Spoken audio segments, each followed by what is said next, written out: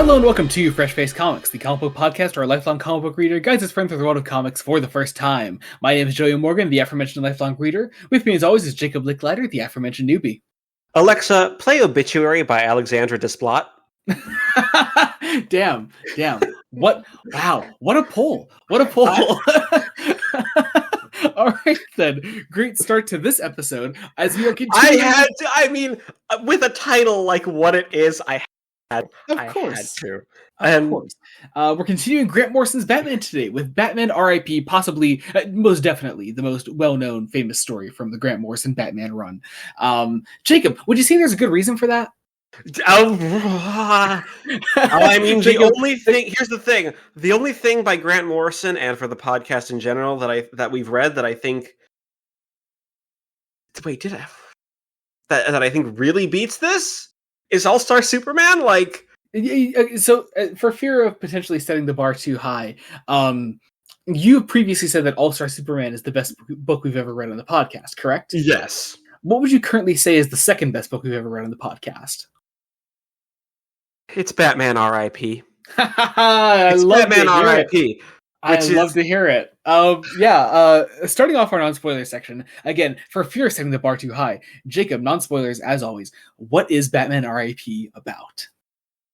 So this is the deconstruction. This is Grant Morrison's big, I am deconstructing Batman. But Jacob, The Dark Knight Returns is a perfect deconstruction of Batman as a character. And no, it isn't! I can't even keep with the bit. I can't.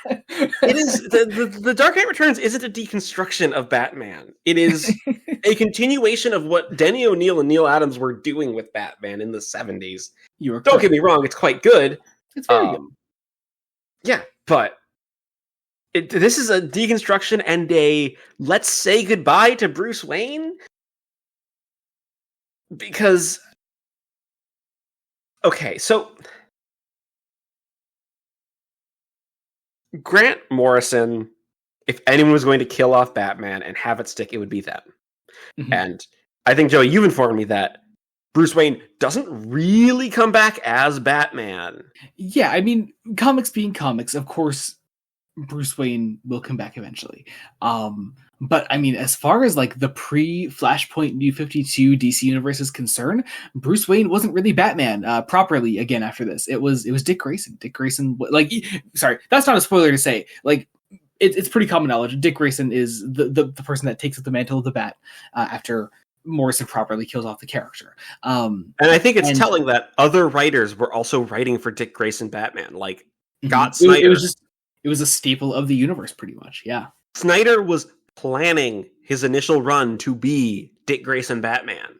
Mm-hmm. Then the New 52 happened, and he did a wonderful job of changing those plans, but to live in the world where the Snyder Capullo run was Dick and not Bruce. That would be... Yeah. And you haven't even read any Dick Grayson Batman yet. Like, this doesn't... For being Batman R.I.P., the title is potentially misleading. It is not about the death of Batman, or rather, the physical event of the death of Batman does not happen in this book. Yeah, so actually, because, as I do with everything we cover, I write out, sort of a list of, I jot down basically a couple of expectations, some ideas. Sometimes they're super on point, sometimes they aren't. This one was kind of a mix.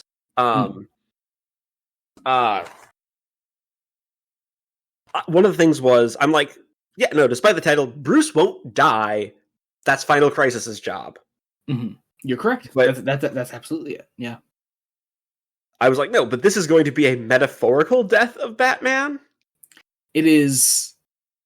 Fitting that you brought up the use of an obituary at the start of this episode. Like, this is essentially an obituary for Batman. It's about Batman's last case before more Grant Morrison shenanigans happen and Final Crisis exists. But no, which we will cover on the podcast. It's going to happen. I know it's coming. It's going to happen. It's absolutely going to happen. I think I will not have us continue Batman by Grant Morrison until we've done Final Crisis at this point. I'll say so.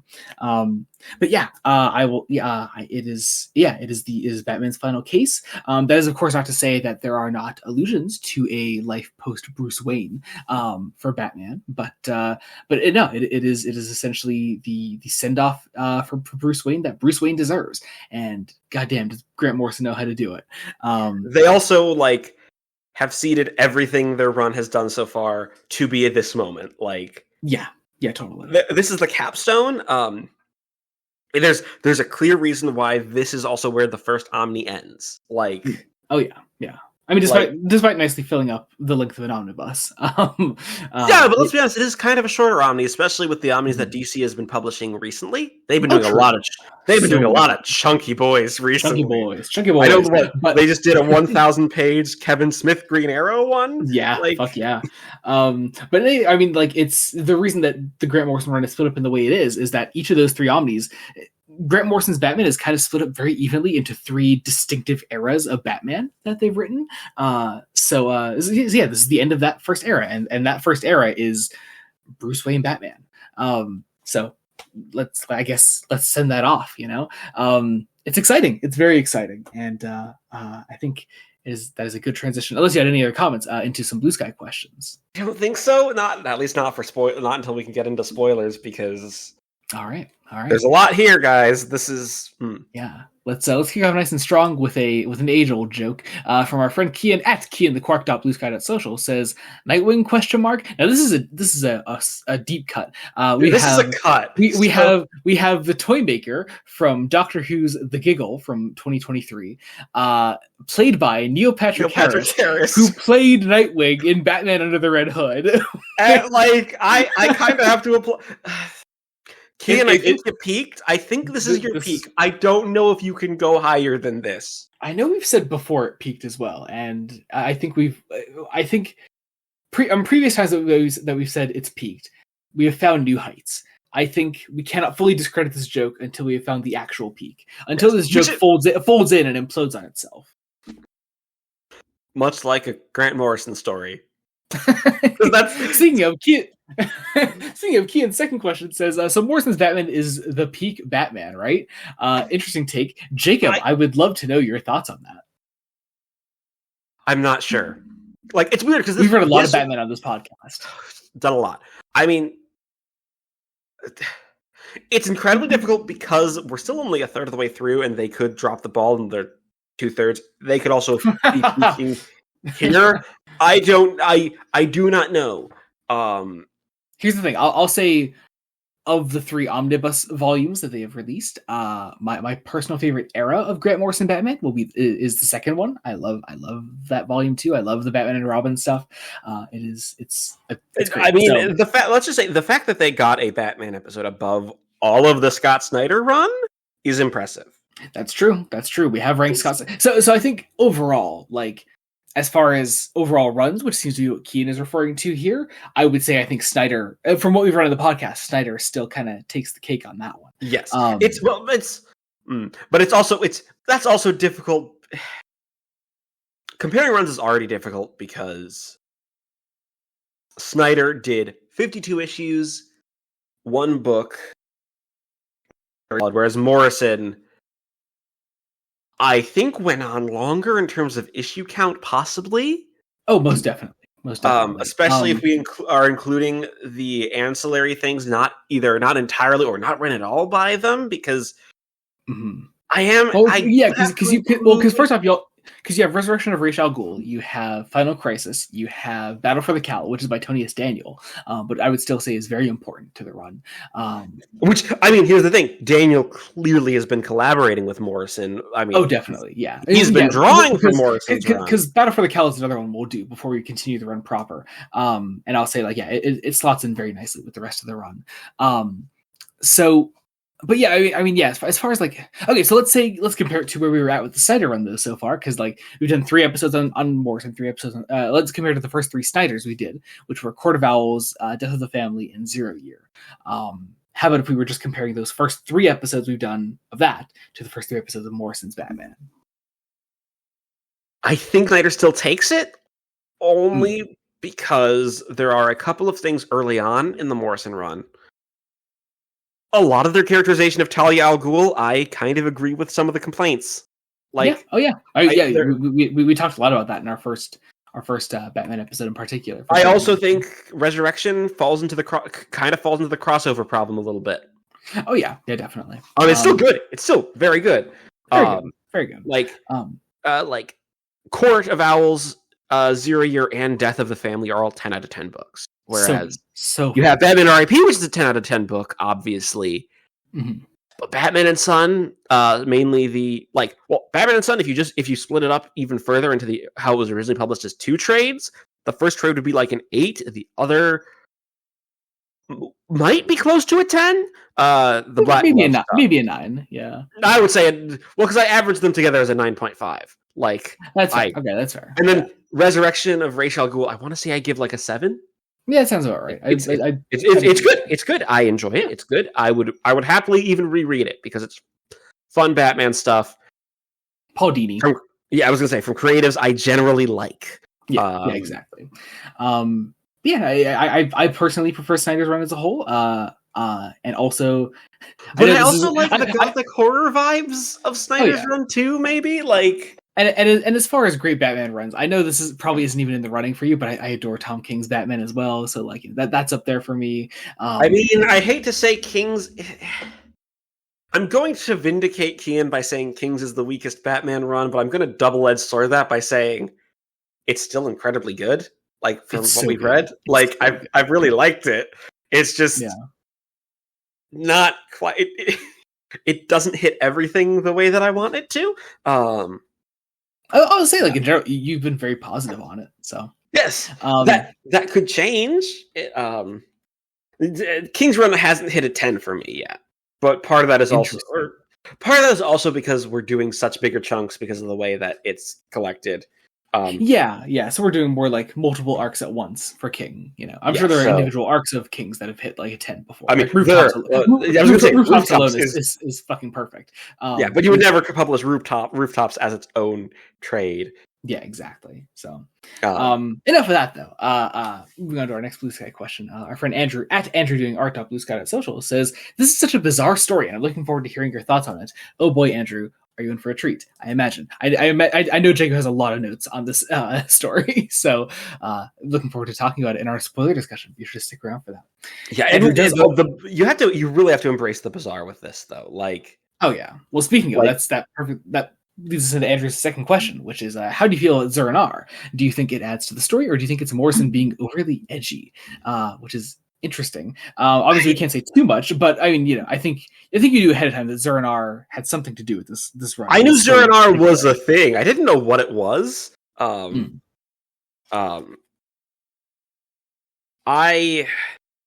The way Morrison implements it, I don't think it's overly edgy at all. It's just part of that. I don't either. It's part of that deconstruction. It's like, if we're being honest, from a metafictional standpoint, it's Morrison taking pot shots at The Dark Knight Strikes Again.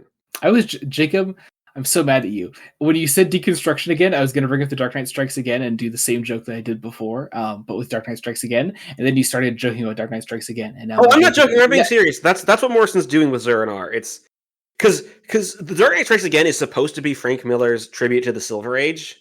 It's not. It doesn't. It doesn't even come across as that. So. That's fair. That's fair. I love Zur-En-Arrh. Obviously, I can't say too much because we're still in non-spoilers. But also, I remember us commenting in previous Morrison Batman episodes that you had noticed hints to Zur-En-Arrh throughout, and it is definitely something that Morrison has been building up for a long time. It's almost like Morrison is a writer who plans their shit meticulously. Like, Jacob, that would imply that Grant Morrison is a good writer. I don't think you can even finish that joke with a straight face, Joey. Because... Oh man. Anyway, so I think that is it for our questions. As always, if you want to participate in future Q&As, be sure to follow us on Blue Sky. Our link trees to all our socials will be in the description below. Our Blue Skies are on there. You can follow us over on there on Blue Sky. Participate in Q&A. This is one where I'm also going to say, if you haven't had this story spoiled for you and you'd like to read it, please dip out now. Like, do it. I mean, also, I mean, yeah, you can still keep listening anyway because, you know, views and all that. But no. Go into this blind. It improves the experience quite a bit. But the clicks, Jacob, the clicks.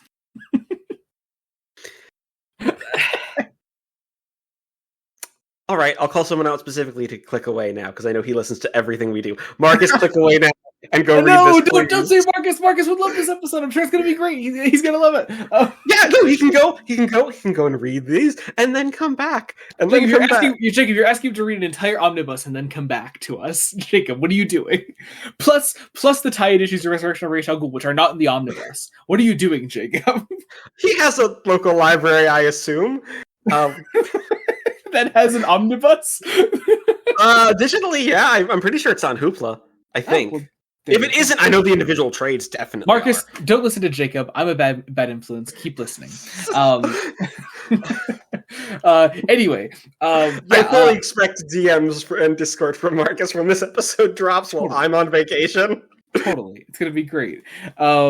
Speaking of, if you're wondering why Q&As are being posted way earlier than episodes coming out, it's because Jacob's going on vacation soon, and we're still recording things ahead of time. But our next episode will be recorded pretty much, in the standard way of like within the week leading up to the actual episode release. So that'll be the start of a Marvel block next time. If you're not sticking around for spoilers, you can skip to the end of the episode and find out what we are covering next time. I'll be revealing the next 2 episodes because it's a 2-episode block, so be on the lookout for that. It's gonna be fucking awesome. I'm so excited to get back into some Marvel with you. I don't think you have very many guesses. So I am putting my eggs in one basket. Okay. All right.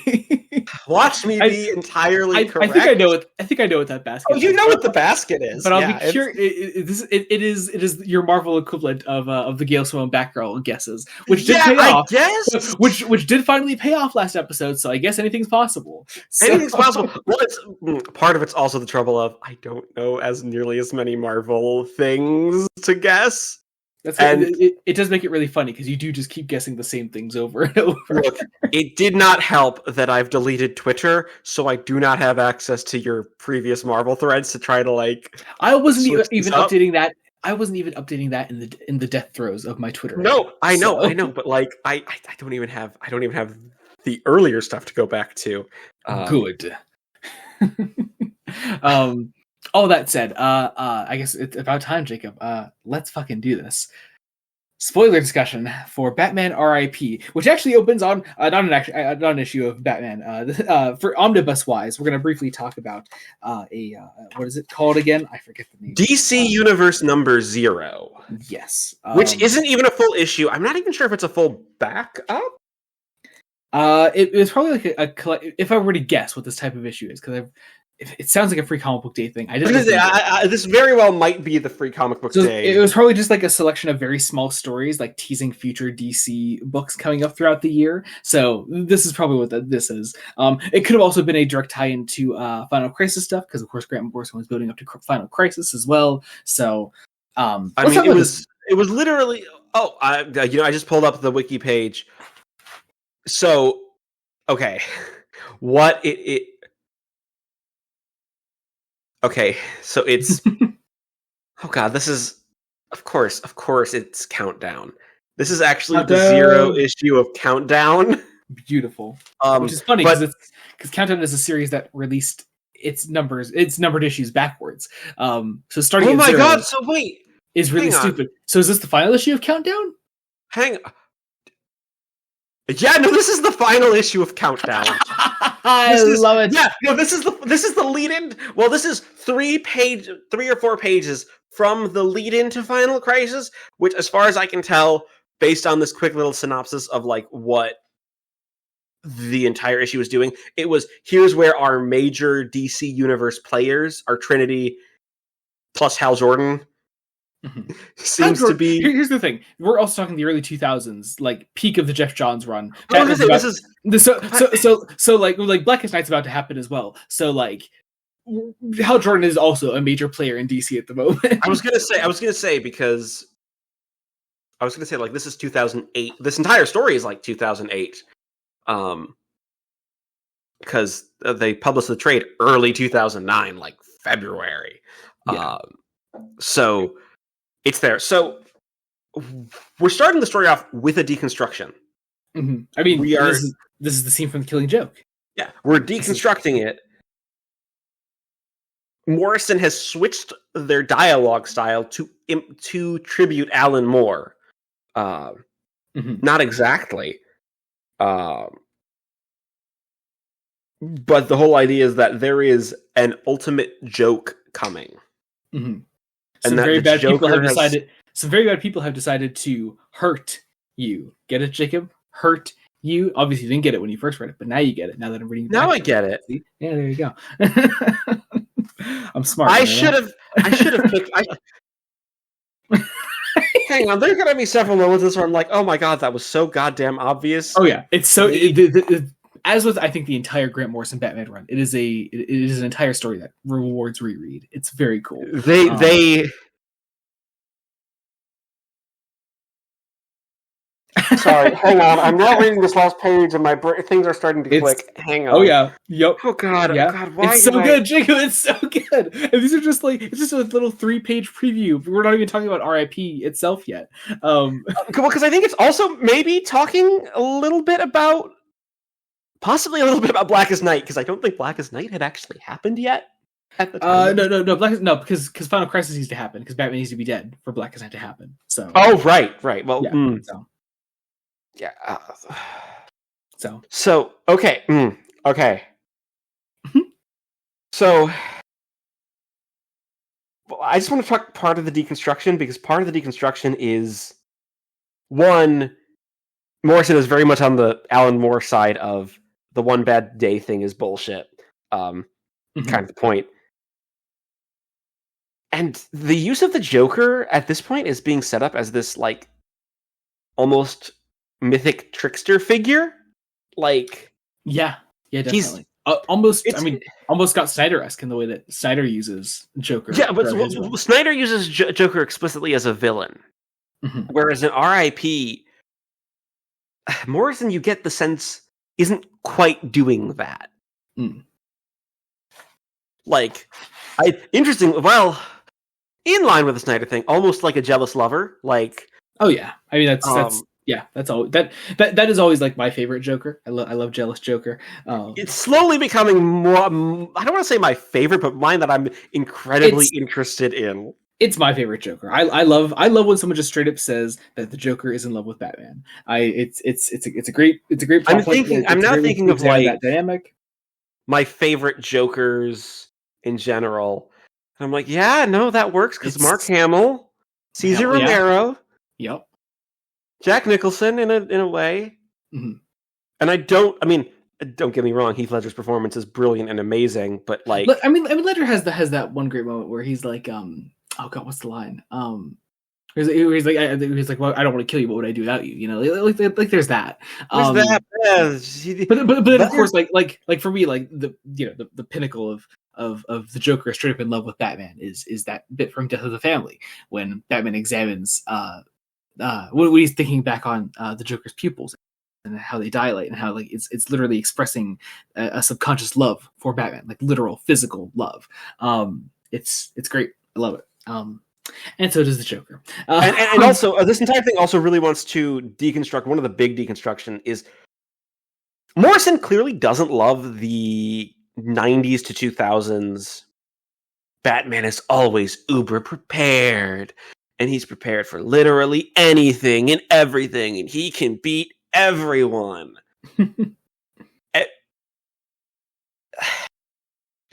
Because he kind of makes it out that Bruce beating everyone, which, I mean, we're in spoilers. I'm going to say it. He does. Batman wins the day in this, but it's really bittersweet. Really bittersweet. It feels very Faustian bargain. You can win this, but you are going to fucking die, without actually saying that. This is one of those things where you have to read it with an actual literary criticism in mind. I hate to say it. Oh yeah, I mean, yeah, totally. And I'll say also, as much as this is a story that is perfectly set up by the previous Morrison Batman stories that come before it, what I think it also does smartly is I think you don't need Final Crisis for this story to be impactful. All you need to know is Batman is dead / is going to die at some point in the very near future. I don't think you even need to know that, because Morrison tells you that's what's going to happen. In this preview. That's what Morrison has been building to this entire time. Yeah. Yeah, I'll also say the art on this, the actual art and framing of these panels are equally as brilliant as Brian Bolland's on The Killing Joke. It's great. Yeah. But yeah, we got to start the actual. Plot with Batman 676. Yes. First off, also covers by Alex fucking Ross. My God, so good. Hot take: Alex Ross, great fucking artist. Possibly genuine hot take. I think this first cover is the weakest cover of the bunch. I'm not sure if I agree with that, actually. Interesting. There are others I like more, obviously, but I think it is both the weakest of the bunch and the perfect one to be the cover for this being collected in trade. Like, The cover sends the perfect message for the story itself. It works. It works for a reason. But what an opening page as well. You're wrong. Batman and Robin will never die. So I asked you actually after you finished reading the first issue, if you had kind of put together what this sort of opening page was. And I mean, you can tell that this isn't Bruce and Tim. Like, yeah, it's not. Mm-hmm. Spoilers for future Batman readings on the podcast, but this is Dick Grayson and Damian Wayne. Morrison already laying down the foundation for the legacy of Batman. What the legacy of Batman means to people. It's clear that Tony S. Daniel was given the message: you need to draw Dick Grayson as Batman. You have one panel. You have literally a panel. I mean, here's the thing. Even if you cut Damian from the equation, I think you could just tell this is a different Batman. Yeah, just from the different. Remember, the physique is different. The pose is different.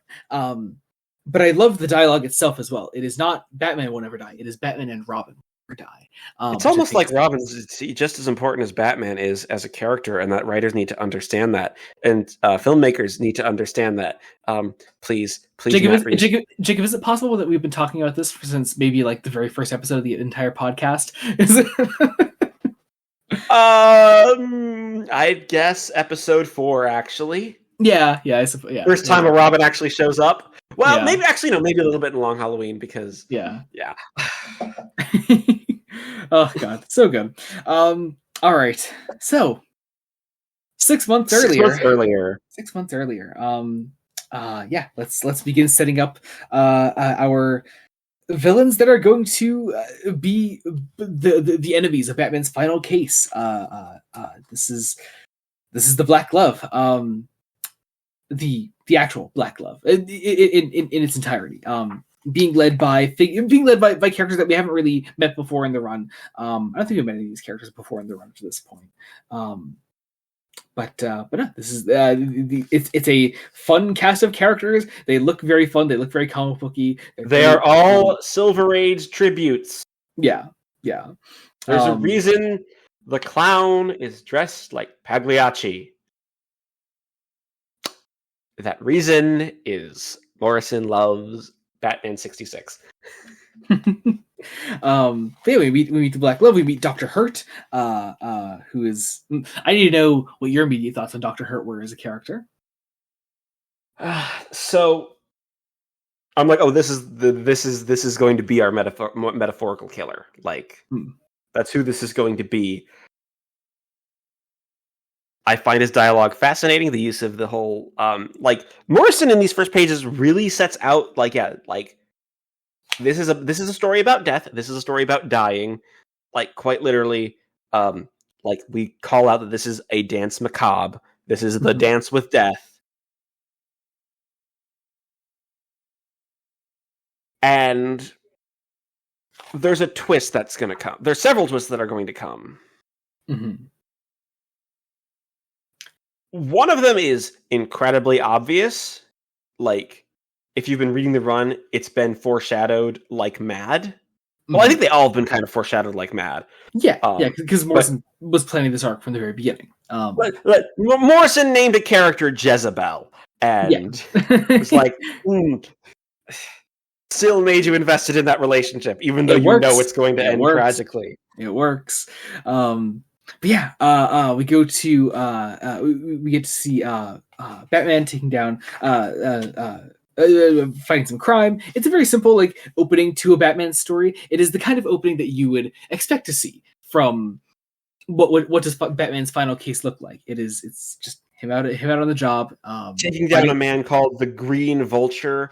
Mm-hmm. Part of the idea is very much that this is supposed to be the end of Batman, so like new supervillains are popping up and they are somehow just the most pathetic. They are intentionally pathetic. Yeah. Like almost so that like the victims that he has like outright says, "Dude, you are so dead." Like yeah. We have I always love the way Morrison writes Tim Drake. Just great character. I love him. The way that he interacts with Bruce here in the scene here it is great. Tim is the only sane. It seems to be the only sane person in the bunch, and that's kind of a shame because Tim has been going through it recently. Yeah. We get a scene at Wayne Manor here early on. We get to see Bruce actually happy for a little bit. Bruce comes home and takes off the cowl and his shirt and gets it on with Jezebel Jet. Yep. There's an immediate shift, I think, in this story with Jezebel. Because of course our big cliffhanger last time. We covered Resurrection of Ra's al Ghul last time we did Grant Morrison Batman, but the last actual issue of the run was in our Batman and Son Deluxe edition we covered. Which ends on the big cliffhanger that Jezebel finds out that Bruce Wayne is Batman. And so we have them just actually being in a relationship and Bruce being happy, and it's really nice to see. We get a great scene. Like, and Tim's the one who questions it and basically speaks for the audience to question, like, has he done this before? And Alfred's the one who has to say, yeah, there's been one or two. Mm-hmm. Miss St. Cloud, Miss Bordeaux. They've been honorable and discreet, very much implying that Jezebel Jet is not honorable nor discreet. Mm-hmm. Yeah. Tim's kind of on edge right now as well. He doesn't. It's great. Because Tim is still unsure about the whole Damian situation. There's also this whole idea about Bruce isolating himself for these extended periods of time that made him lose his mind for a period of time. It's like, can we be sure everything has been wrapped up nicely? Is everything together? Do things make sense? And it's like, no, it's not. I mean, this is also Tim, the most intelligent of the Robins, very much being like, yeah, no. Is Damian really my brother? Like, and Alfred confirms that Bruce did indeed do a paternity test, and like he said that he would tell Tim the results when the time was right. And Tim kind of, because of that phrasing, Tim puts together. It's like, oh, okay, cool, yeah, no, he's definitely a son. Then, like, it's as Tim puts it, the son of Satan is my brother. That's it. Time out. It's a great little moment. I will say one of my expectations for this was actually that Tim would take a back seat, and I'm very pleasantly surprised that he didn't. Like, yeah, I mean, he's not in it as much as one might expect. But he's in it more than I was expecting. I was expecting more Damian. Interesting. Honestly. Yeah. There's not nearly as much Damian, but trust me, we're definitely getting a lot of Damian. We're gonna get it. Well, because there's also interesting is that with the creation of Damian, that like post Morrison, there's this tendency to push Tim off to the side. Yeah. Which I mean, Morrison is directly commenting on with scenes like this. It's great to have. Clearly, something Morrison didn't want to happen, but then just kind of has to happen, unfortunately. And that's what has to happen. It's not something that I don't think Morrison does. I think it's something that DC did just as at large. Because at least when I think Batman and Robin was publishing, Tim was still leading the Titans. Tim was when Batman and Robin was publishing, Tim had his own title as Red Robin. I think he was also leading the Titans because I think it was still Jeff Johns on that book. Oh yeah, that makes sense. But I'm saying like when he specifically left at Batman's side, like it led into his own solo title called Red Robin. And Tim has had his own title for a long time, even if currently he doesn't. Yes, and the last one he had was not great. But anyway, for reasons that some people would, as far as I can tell, that some people would say those people are likely wrong. It's just kind of messy. Anyway. we then get the Teenage Mutant Ninja Turtles Batman meme. This is where my parents died, Raphael, Calabummer, because Bruce shows Jezebel Jet the graves of his parents, and there's this again another scene I love. It makes the eventual twist with Jezebel Jet all the more tragic because like there's an actual connection here that I really like. Well, here's the thing. It's also it makes it tragic, but it also like I called it the mile away. I'm like, oh, I know exactly what she's doing. Like she's pushing him out of the role. She is planting the seed of doubt that he's. How will you know? Like what happens when you finally won? When they're avenged at last? Will you know? It is this question of what form does the death of Batman actually take? Is it a literal death? Is it a metaphorical death? Is it just him retiring? It's also very much prodding him. It's like, I'm going to play the fool. Oh, I thought you should know. The Black Glove extends an invitation to Miss Jezebel Jet and Mr. Bruce Wayne. The theme this season, Dance Macabre. And so... the buttons are being pushed. Yep. We're also starting to get more Joker teases as we go on. We see Arkham Asylum here. Joker kind of running the asylum inside here, or at least having free reign. He has killed multiple people in here. And it is a great scene of... sorry, this is all in Joker's mind. But it is him, he sees himself running the asylum, letting the steps run red with the blood of Bruce Wayne, Tim Drake. No, not even Bruce. No, Tim Drake, Commissioner Gordon, and Dick Grayson. So he gets Batman still. Joker is left in the asylum here. I love also the way that Daniel draws the Joker still with the bullet, the gunshot wound on his head from the very start of the run, very much reminding us of what Joker's previous encounters with this version of Batman have been. It's great to see. Also, very much lying to his therapist that all he sees is another pretty flower. Oh, that's all.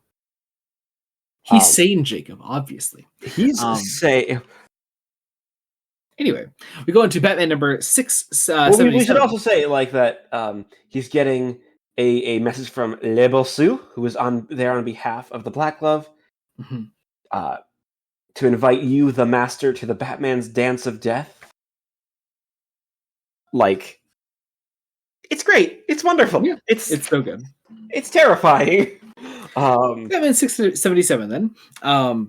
But another, I do want to comment on. I'm probably going to comment on every single Alex Ross cover because this is great. It's Batman's face being split down the middle by an image of Bruce Wayne being happy. Yeah, it's good shit. It's good shit. But it's obvious, but it's great. We have Batman fighting more strange new criminals in Gotham. The title of this chapter is Batman in the Underworld.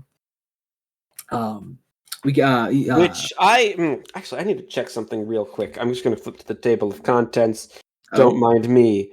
I'm trying to figure out if these are all references to operas. They might be. I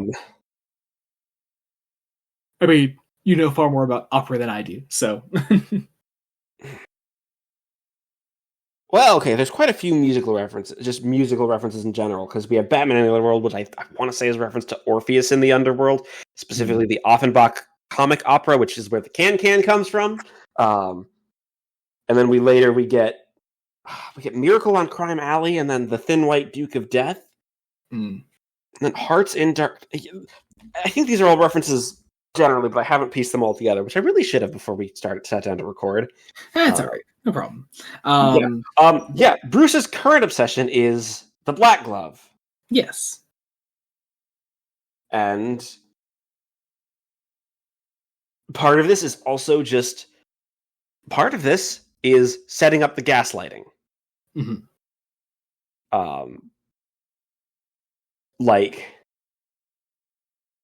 Jim Gordon hasn't heard of the Black Glove outside of some old movie.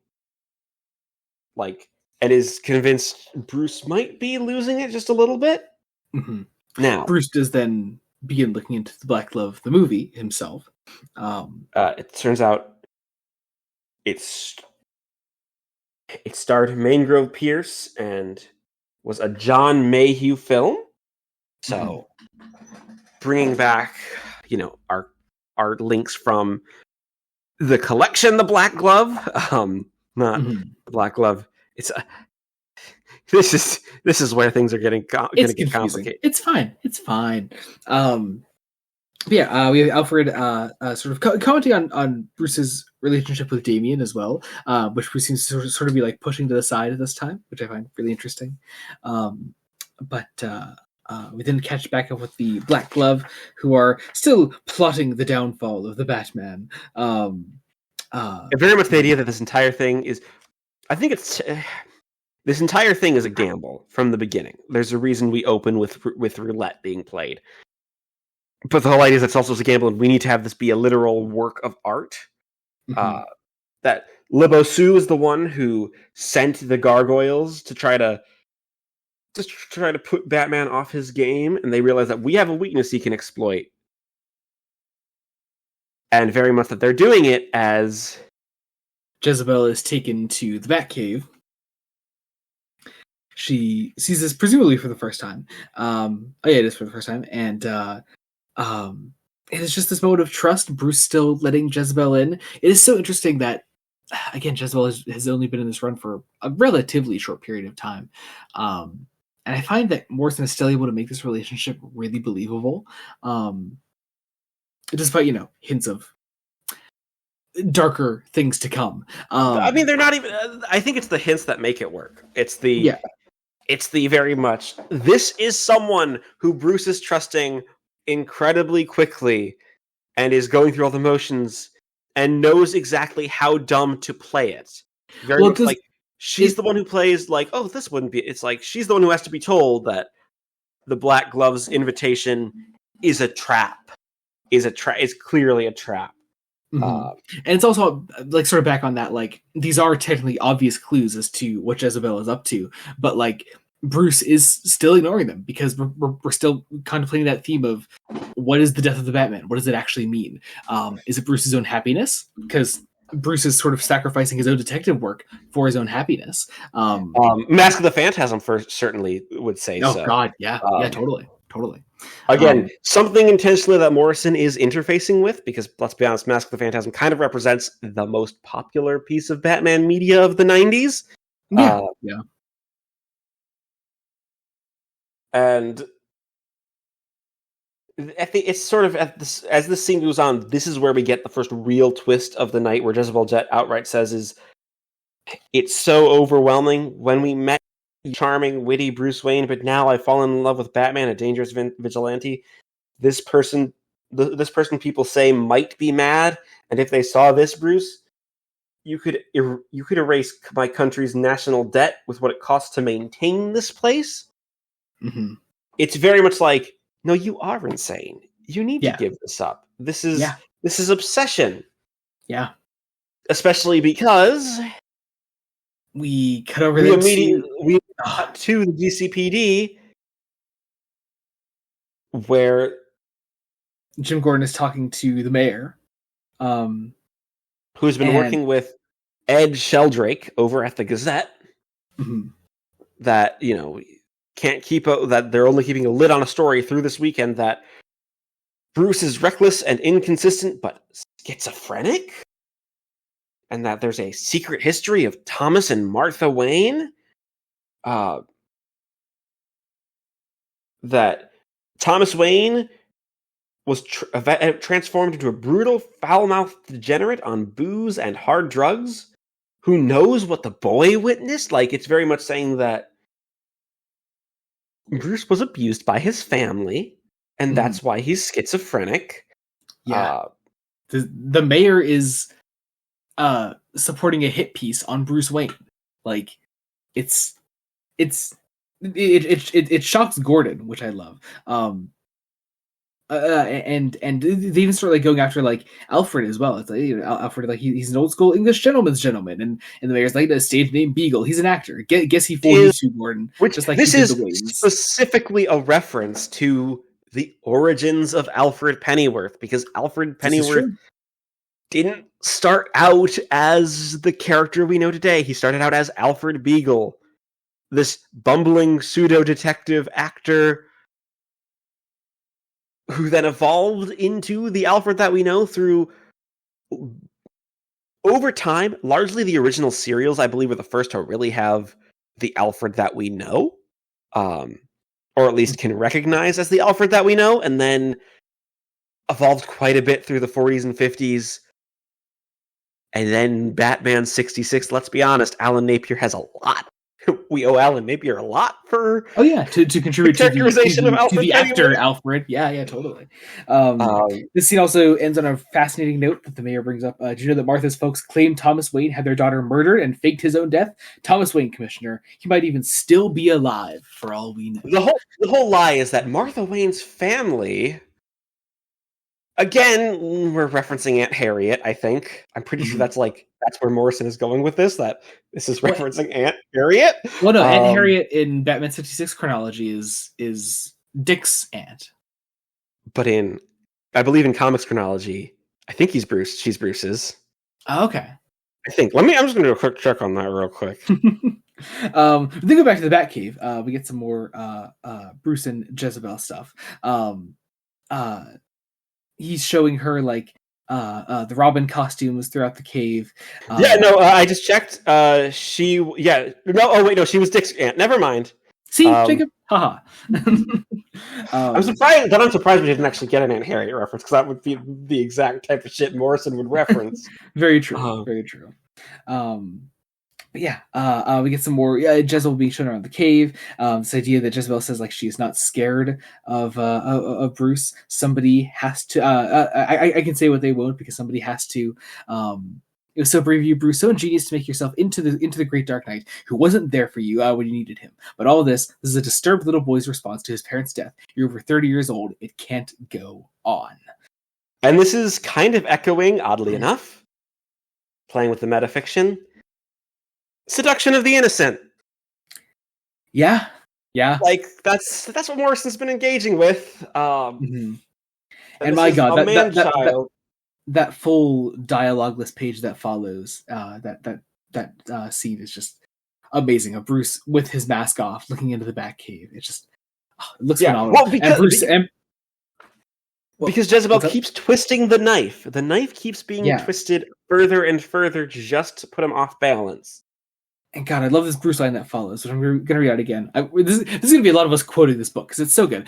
Bruce says, I know how it looks, but this is how the Black Glove would work, isn't it? The Black Glove knows everything about me, knows the exact movement I'm most vulnerable. Wouldn't he try to isolate me, make me question my mission? Wouldn't he even use you as a weapon, make you doubt me? Jet, please let me show you one more thing, and maybe you'll understand about the world I live in. I have two customized Crane mainframes running simultaneously, analyzing every scrap of data, looking for a pattern I know is there. Like the dead man's hand the Joker dealt me when I went to Arkham Asylum to ask him about the Black Glove.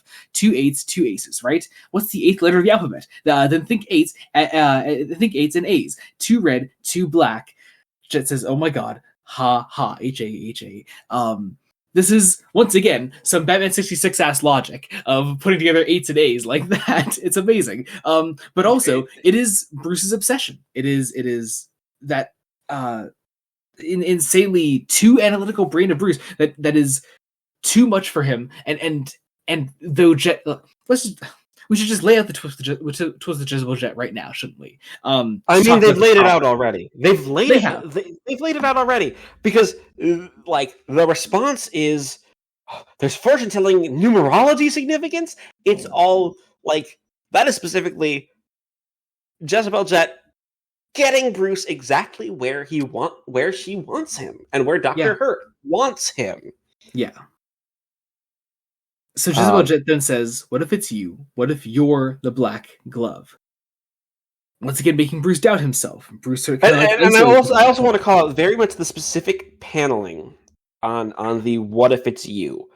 Yeah, you have the Bat Cycle, the Batmobile, and Tim Drake's car. Yeah, specifically placed to where Bruce is walking away from it, very much representing Bruce pushing away Tim, and to a lesser extent, pushing away Damian, because, let's be honest, Morrison has been setting up Damian as Robin, or as a potential Robin, throughout, since Damian's introduction. Yeah, and I would also say that there's a great follow-up panel to that, being the close-up on on Jezebel Jet's like mouth, saying like, what if the Black Love is you?" Focusing Bruce's world in on her and making her the focus of what Bruce is thinking about right now. There's also a lot of focus on mouths in general, to very much always with characters who are hiding things. Yeah, totally. It's almost like thought goes into storytelling. And Jacob, what if this is a good book? What if? I know. What then? But no, Bruce like denies this. He and as he is as he is like pulling up as he's like looking at like surveillance cameras then of like the Gotham City, there is a repeated phrase throughout like various like graffiti all over Gotham City, and Jet points out to him, it says Zur-En-Arrh. The idea is that Bruce can't see it there physically and Jet can, and this begins taking over Bruce's mind. He collapses in the Batcave. Jet is there for him. It says Zur-En-Arrh. What if you're falling apart? What if you're having some kind of breakdown? Mm-hmm. And so Bruce collapses. There are people here that have infiltrated the Batcave that are here to the Black Love has infiltrated the Batcave, and are they begin like beating Bruce.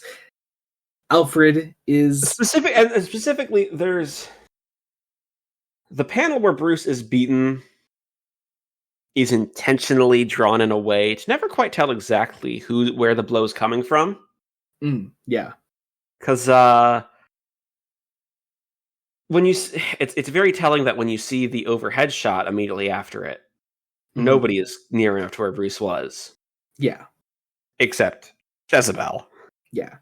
And the issue ends then with Alfred being surrounded and beaten by the Black Glove as well. Taking us into our next issue, Batman 678.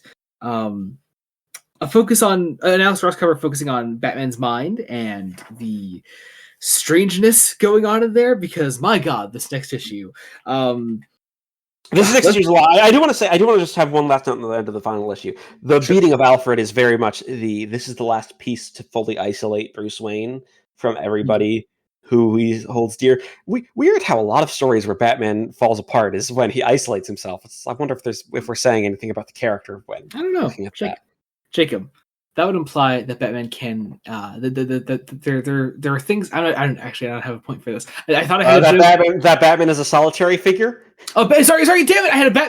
I had a whole musical Batman joke right there and then. I was setting a joke that I've made before, because everyone knows that Batman is a solitary. Anyway, all right. Anyway, here we go. Batman 678. So let's talk Zur-En-Arrh. What did you know Zur-En-Arrh going in? I knew it was a thing in the Morrison run, and that Chip Zdarsky used it somehow, but I didn't know what it was, and I knew it was a reference to the Silver Age. Yes, like the costume. I also know it's actually a very famous Silver Age costume. Yeah, it's Silver Age bullshit. As is technically this entire story. It's Grant Morrison referencing Silver Age bullshit, and very much being like, hey, the Silver Age bullshit still happened. Like that was the point of the Black Case book. As a thing, it just happened. And let's be honest, it's the shit that was too crazy for regular ass Batman stories. Because they were regular ass Batman stories for a period of well over a decade, maybe 2 decades, starting in the 50s, well through the 60s, and you really the Bronze Age of the 70s is when you kept some of the Silver Age bullshit, but got more serious and had Silver Age bullshit that people just like to think is realistic. Hi, Ra's al Ghul as a character. I love Ra's al Ghul. Jacob, die. Oh no! Don't get me wrong. Ra's al Ghul's kind of Silver Age bullshit in a way. In a way.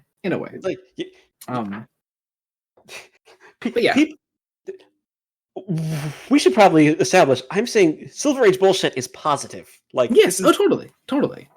I don't like the idea that the Silver Age was just this crap era of comics where nothing good was happening. Like, no, I guys. love some Silver Age. I love me some Silver Age. It probably doesn't help that the only Silver Age stuff we've read on the podcast is Stan Lee and Steve Ditko's Spider-Man, which is that is true bag, but it's also yeah.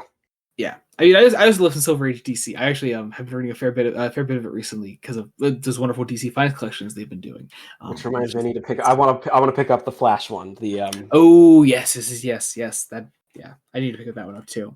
I'm surprised you haven't picked up. Wait, have you picked up the Green Lantern one? The beginning. I read the whole Green Lantern. Yeah, it was great. It was great. I think I preferred the JLA one a bit more. I think that's where Gardner Fox's strengths lie a bit more, is in like larger team books, but. Yeah. Anyway, entirely beside the point, getting into this issue. So Tim Drake is getting involved in all this because he's also being attacked by the Black Glove and our mime figure in the Black Glove here. Yeah, but our first page is Tim Drake trying to make sense of the Black Casebook. Yeah. And Tim has no dialogue, but this second page of the comic is just brilliant. Right? Yeah. For like what it is. It is Tim Drake on his own by his motorcycle eating, I'm gonna guess, a potato chip. Probably. But it's very much been like Morrison is saying Tim Drake doesn't believe any of this shit. He's treating it like this is a farcical story someone's being told until he can be noticed that he is being attacked by the Black Glove. Yeah. Specifically a mime. So there's that. Clown. A clown. The color scheme of a mime. But yeah, he's attacked. Tim drives away on his motorcycle. Get a great little fight scene here to start off with. And then we catch up with Bruce Wayne, who's going through it right now. Bruce wakes up in the middle of the street in Gotham the next morning. Is being talked at by a man that meets him sort of like in the slums of Gotham here. Bruce begins hallucinating then, being attacked mentally, it seems, by the Black Glove, remembering things. So this man is Honor Jackson. Yes. Who knows him from somewhere. The whole idea is that Bruce Wayne is apparently a junkie. And apparently has been the entire time. And is told to walk it off. While we see inside Bruce's mind the fact that, the Black Glove forced him to take crystal meth and street heroin. Now, so you know how in the non-spoiler section we were talking about how this is more of a deconstruction of the Silver Age than what Strikes Again was supposed to be? Yeah. I think this is Morrison started to take shots at Frank Miller's edgy Strikes Again writing. Because it's interesting. And very much, and I'd argue edgy 90s writing in general. Like, the specific dialogue of weapons grade crystal meth, street heroin, will start you with these. It doesn't sound like something that Dr. Hurt as a character would say.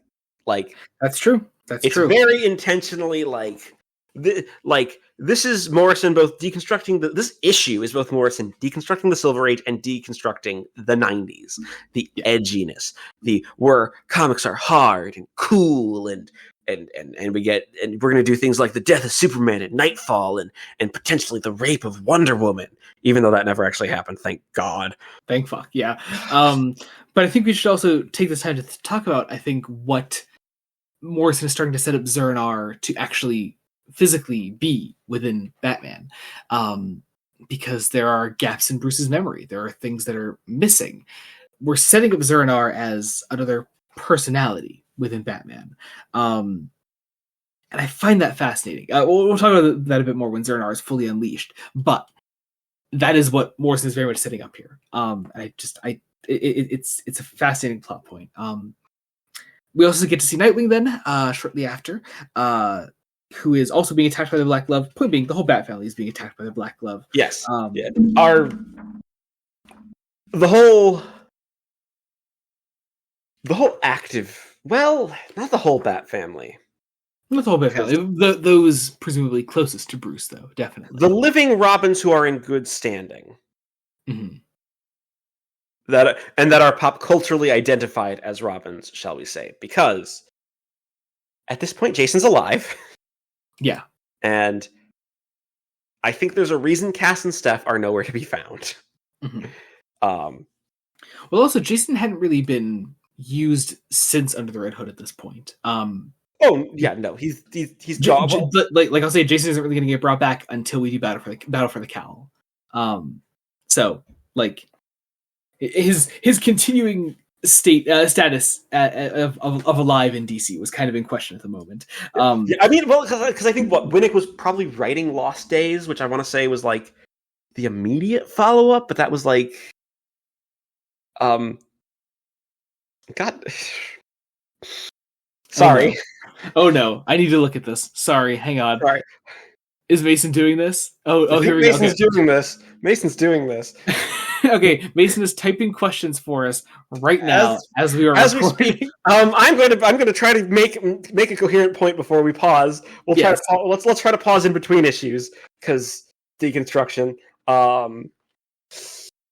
The point I was making is, let's finish covering this issue and then we'll do this. There's a pop culture idea of what the Bat family is at this point in history. Because let's be honest, the fully modern iteration of the Bat family that includes all the women.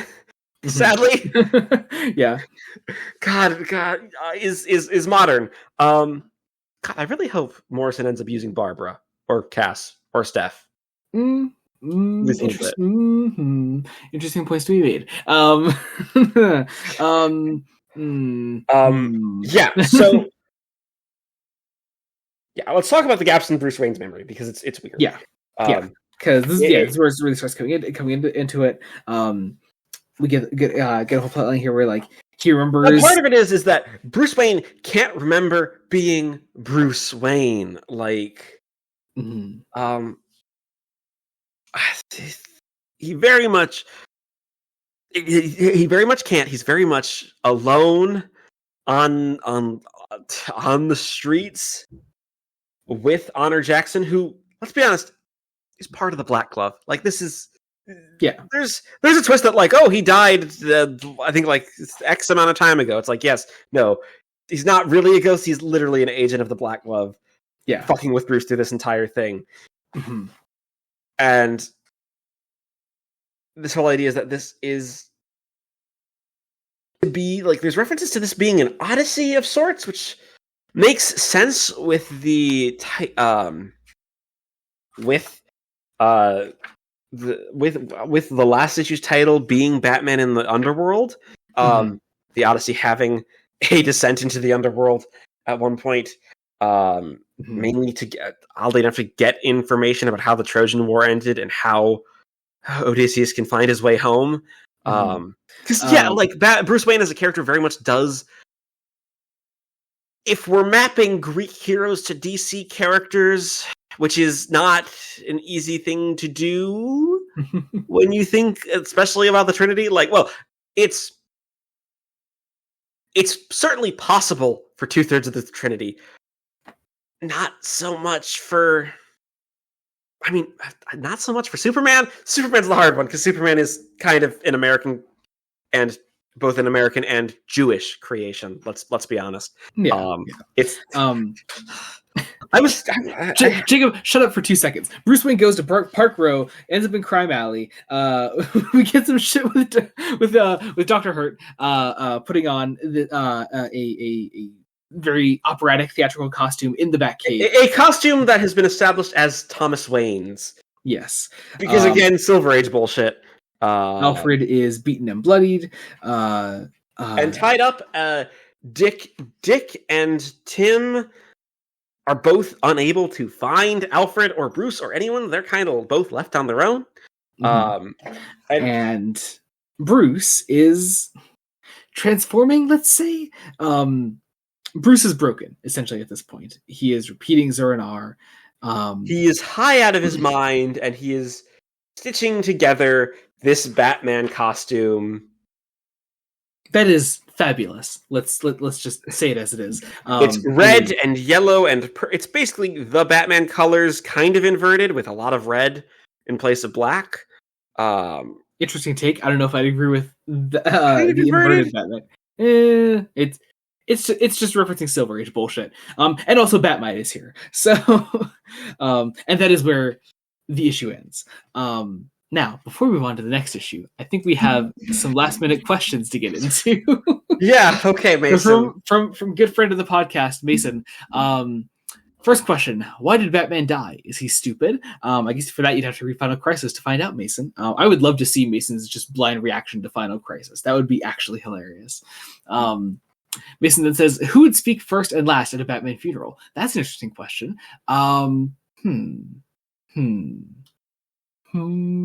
Alfred definitely speaks last. Jim speaks first. Interesting. I think. I feel like Dick should be first, actually. That's another one, but I'm like, I feel like all the... It's tough to sort of, I guess, rank the Robins in order of importance.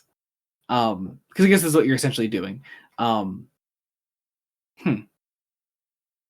I don't know. Anyway, Mason's third question. Who would be the most random cameo you would put in a Batman funeral? You know what? To kind of invert a famous Batman funeral appearance, I would say Dream of the Endless at a Batman funeral. Yes. Jacob? I was going to say Death of the Endless. Oh, God damn it. Let's see. Does the existence of Grant Morrison imply the existence of Grant Moore a daughter or Grant Less a son? Oh my god! I mean, Morrison is gender fluid, so that's true. I guess it does really. And Grant Less a son. I mean, that's just Mark Millar. Yeah. When do you think Bruce Wayne had his first kiss? Not for a very long time, I don't think. Julie Madison was probably his first kiss. Oh, yeah. Teenage love, Bruce Wayne, definitely. Yeah. I could see it, yeah. Moving on to Batman number 6. What was this next one then? 6 something. 78? 79. That was 78. Sorry. That's it. Thank you. Here's the thing. Here's the terrible problem is that like the plot keeps happening at this point. My notes start to becoming just more like quick general ideas of themes I want to talk about. That's fair. Because here's the thing: this next issue is a lot more fluid. Let's say we are just examining the idea of Zur-En-Arrh throughout this next one, which is cool. Miracle on Crime Alley. It's great. It is Batman of Zur-En-Arrh fully unleashed. He talks to gargoyles and Batmite, and it's great. I mean, as much as Batman of Zur-En-Arrh is a Silver Age reference, it's also let's deconstruct what the Dark Age, as it's kind of called, was doing. What the 90s was doing.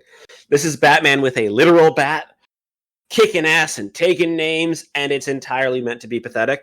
Like, you're supposed to read this as pathetic. Yeah.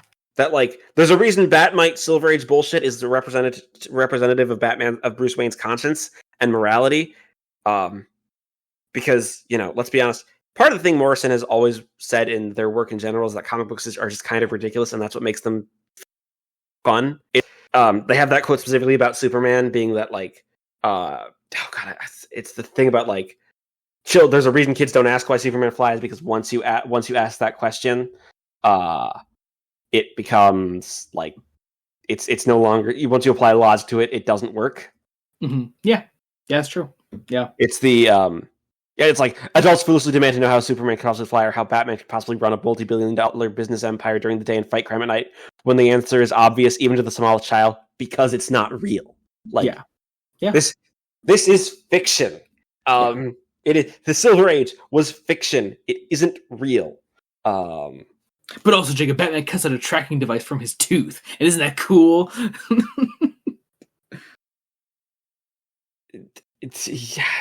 I mean, okay, yes, but not for the reasons. It's for the metafictional reasons of what Morrison is doing with the whole deconstruction. That's why it's cool. If this were like being played straight, it would be edgy and terrible, probably. Like, I hope I'm making some sense here, right? Yeah, you're making sense. Yeah. But throughout this, in addition to our Zernar shit, we're also getting some Tim Drake fighting off the Black Glove as well. It's because Morrison also has to balance the surrealism with the internal reality. Mm-hmm. Interesting. Also, this is also probably the issue of R.I.P. where like the least happens, and that's okay because like we're examining what Morrison is actually doing with Zernar, and it works. But again, it doesn't mean that it. To say there's not much that happens in the issue is not to say that it's not still a great issue. I'd also say so much happens. Like after Bruce cuts the tracking device out with his tooth, we have this whole idea of like there are two Batmans. That Zernar is the strong one, even though he's not he's the strong backup that this is the secret self that Bruce Wayne made to save him. Which yes, but also no. Some of this is also Bruce Wayne's broken mind. Bruce is broken. This is kind of where the metaphorical death begins. With Zernar. I mean, it's been happening since the very beginning of the story. Yeah, well, but the death actually happens when Zernar comes out to play, and we get this as a thing. Now, yeah, we have some intentionally fairly standard comic stuff with Tim and Dick. Tim calling in our oh god, what is the name of the organization that I can't remember because it's been over a year? I'm forgetting now too. I'm not forgetting. It's essentially our eventual Batman Incorporated team. Yes. Is it the International Club of Superheroes? Or yes, that's it. Yes. Is that what it's called? I keep wanting to say it's the International Club of Batman, but it's not. No. I think it's not that. Yeah. But yeah, Tim's calling them in. We get more Zernar fighting some Black Glove. Specifically Knight and Squire because Barrel's great, and Barrel and Tim had this great banter in that story. And it's very much like, oh no, Batman is supposed to be dead. What the heck? What is all this? And then Gordon goes to Wayne Manor and finds the entire thing is booby trapped. Mm-hmm. One of the cop that he's there with gets killed with 3 arrows through his head. Dr. Hurt is still messing with Alfred. He pours a bottle of champagne on him and tortures him essentially. It's really messed up. I love Dr. Hurt as a villain. There's this idea where it's we promised Robin to the Joker. The mime clown is called Piero. Piero, which I'm trying to remember what that's a reference to. It's a stock character of Commedia dell'arte. It's like the sad clown to kind of parallel Joker's Harlequin. Mm-hmm. That's what this is. That's what this deconstruction is. That's why I wrote Commedia dell'arte in my notes. Why? The trouble of just writing down themes sometimes is I sometimes can't interpret my own goddamn notes. We then have get a scene of Zernar straight up actually torturing and beating one of the members of the Black Glove. Once again, Morrison just brilliantly commenting on the edginess of the character and what it actually means in relation to Batman. We get a scene in Arkham Asylum then, as the Black Glove begins taking the asylum as well. They're setting up Dick Grayson for a lobotomy, also done beautifully by just showing the mask and not showing that it's Dick. Oh yeah, it works. Yeah, it's great. we see Jezebel Jet being like forcibly brought into the asylum as well, and sort of bringing her and all of our characters that are in the asylum towards the Joker, as Zeranar is implied to be heading there next as we end out the issue. Also, importantly, Joker's not ready to meet his lover. His nails are still trying. Yes, which is great. I do love that. We do then go into our next issue, which is Batman 680. 680? Yeah, 680. Yay, I did it. The Thin White Duke of Death. Yes. Which is... So, is this partially a Bowie reference? I'm not sure, actually. It might be. It probably is. I'm pretty sure that's... I'm 99% sure the Thin White Duke is Bowie. Yes, you're correct. Yeah. And also, God, imagine David Bowie Joker.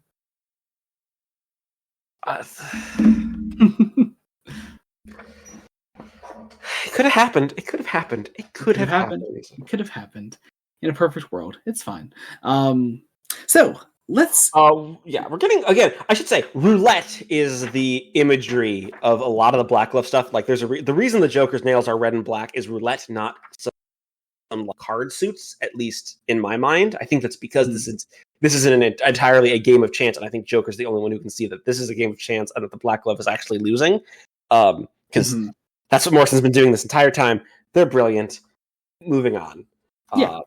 But yeah, this is the Joker's issue. This is an issue dedicated to Morrison's take on the Joker, and it's kind of fucking brilliant. It's really great.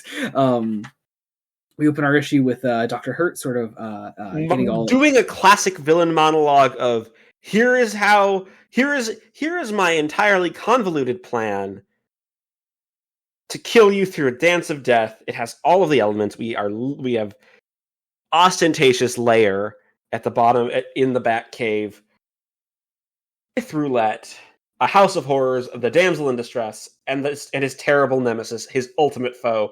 Is anyone willing to bet on the triumph of good over evil? Good shit.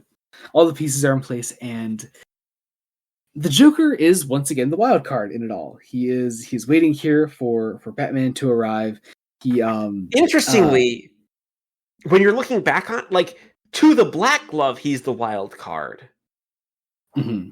But to everyone else, it is exactly what the Joker would do. It's like Morrison is very like, it's very much like, this is a situation where Joker's like, well, as much as I would love unbridled chaos, we can't have unbridled chaos. Mm-hmm. Like plays that. Like the dance of death begins. It's also important is Batmite starts to take a back seat. Like there is like as soon as Bruce has to go into the asylum itself, or the Zeranar persona begins to dial back a bit. But as Batmite is reminding Zeranar in his mind that like it was only meant to be a temporary solution in case your mind was under attack. So like Zeranar begins to let loose. And that there's also just this great line of imagination is the fifth dimension. Yeah. Which kind of explains how Batmite exists in the Silver Age. Like, this is a creature of imagination. Like, let's actually play with the concept and do it serious and do it with as much earnestness as the Silver Age did Batmite. Like, oh yeah. We get Zeranar sort of like busting his way with a baseball bat through a bunch of guards here, sort of trying to get towards the Joker. We go to Wayne Manor, where we have Gordon still sort of working his way through here. This is another great Batman 66 reference with the red telephone, which I love. And finally, at long last, Damian Wayne enters the story, as does Talia al Ghul, and they are here in Wayne Manor. And you know, interesting take. I remember seeing you say that Talia, you were sort of already noticing you could already see Morrison kind of taking criticism towards their portrayal of Talia al Ghul into account here. And I was curious to hear like why you were thinking that, because I don't really like see it here, but also she doesn't really do much here. So it's not here. It's one page in a future issue where Morrison actually acknowledges the events of Son of the Demon. Mm-hmm. It's also there. I'd also argue that it's very much like Talia's motivation here is earnestly rescuing Batman. Mm. There isn't some crazy Ra's al Ghul plan. There isn't some crazy Talia al Ghul plan. It's quite literally, no, Batman needs to be rescued. Mm. Yeah. Yeah. But this is weird. Also, she says ACAB, which gotta love it. Gotta love it. Now the sad part is that, again, it's a terrible problem of, to bring up that Grant Morrison quote, it's not real, because she says it to Jim Gordon, who is certainly not true. real. That's true. Yeah, unfortunately, Jim Gordon is not real. But we have Zur-En-Arrh rushing through the asylum, still doing this all in the name of Jezebel Jet, still believing that she cares about him. And we have the face-off with the Joker, the absolutely manic way that Tony Daniel draws the Joker here. I fucking love it. It's so good. It's what I think that David Ayer was going for in Suicide Squad. I actually just had that thought. Yeah, with the and utterly failed to communicate. Like, you know what he should have done? Jared Leto should have split his tongue, like the Joker does here. My God, terrifying. So, Zur-En-Arrh versus Joker. Joker monologuing the whole time as he does. Morrison brilliantly examining their relationship, and the Joker literally saying, "No, Batman, that's just Wikipedia." Like, yes. Oh God. Like, this is like, let's ignore all the fucking lore. This isn't you. This is all a joke. Like, this entire situation is a joke, and I am the only sane person here. And for once, the Joker is right. Like, yeah. Oh, so good. And so, Jezebel Jet is captured, hostage. Bruce begins to break through the Zur-En-Arrh personality, and as he breaks through this glass to get to Jezebel Jet, the twist is revealed at long last. It's an obvious twist, but I think it was always sort of meant to be obvious. Jet is working with the Black Glove. Dr. Hurt has Bruce right where he wants him, and the Joker is sort of taken out of the whole idea is that, like, the red and black floor, the red and black rose petals have got like Joker toxin on them, and when they come together, a deadly neurotoxin. When they come together, they're going to activate. And surprise, it's not the petals, it's the floor tiles. Mm-hmm. This is all a setup. Surprise, surprise. He's realized it. Batman's finally giving it, and the Joker honestly can only just shout in horror, "Now do you get it?" Like, as we end the issue and go into the last actual issue of R.I.P. itself, we'll still have 2 more issues to talk about afterwards. Yes, but also those last 2 issues I'd argue, are also equally like, R.I.P. wouldn't work nearly as well without those last 2 issues. Interesting take. Because, I mean, you're right, but like, interesting take, and there's a reason they're included in R.I.P. trades. Because it's like they're the epilogue. They are the final deconstruction epilogue. It's a whole thing. But this is 681. The conclusion: Hearts in Darkness.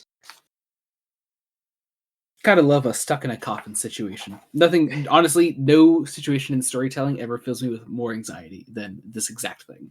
And I love it when it happens. But Batman is in a coffin. We are dead. We are flashing back. Yeah. We are also flashing back to Bruce's training and a test. The isolation test that was brought up so many issues ago. The idea that you're going to it's like, this idea of like creating creating a defense, a backup system, an emergency backup, and let's talk about. We can honestly talk about the flashbacks on their own as their own thread. Oh, I love the flashbacks. It's the in-story explanation for what Zur-En-Arrh really is fully, as well as being like, it's not so much that Batman always has a plan, it's that Batman always knows what decision to make. Because this guy's talking about his Dark Master. And we have... And he has poisoned Bruce. The idea is that Bruce will be dead in less than 2 minutes. And his master is clearly meant to represent the Black Glove. Like, this is all meant to be in service of the Black Glove as an organization. Yeah. And so, let's do all the flashbacks at once.